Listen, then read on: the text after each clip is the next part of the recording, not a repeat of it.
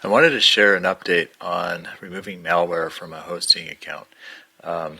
This malware from the WP file manager has been rather persistent, and I found the source of where it's coming from.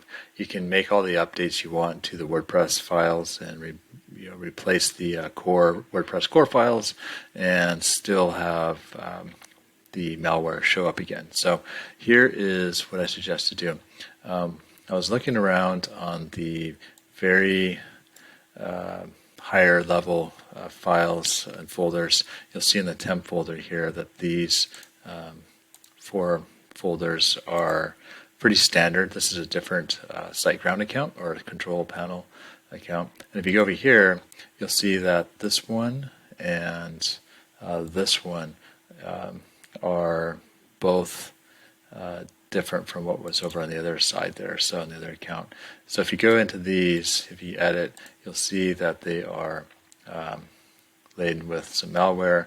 You can see that they are, this one's a WP config file, I believe, and if we look at a different one, you'll see that these files are actually part of the malware. So if you open up this file here, you can see that it says email, and then when you open it up, you will notice that this is the big one right here, that this is being sent from .ru site, so or from the Yandex and from a Russian email. So that pretty much does it for me. It tells me exactly that all these files are going to get deleted. So a lot of these other ones just run the actual program, the malware program that keeps being malicious in this hosting account.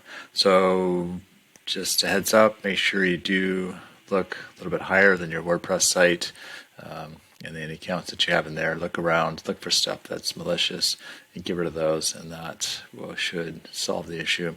I would also recommend to change any passwords under FTP accounts and even your hosting, your SiteGround or GoDaddy or HostGator, Bluehost, whatever it is, make sure you change all the main passwords too. You never know how they got in. This one happened to be from WP File Manager, but they could be anywhere. And also, note that one of these, at least one of these, is a WP config file. So that's going right to the MySQL database.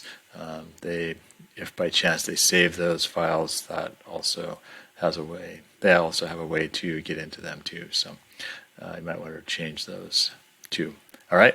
Well, happy malware removing. Hope this helps.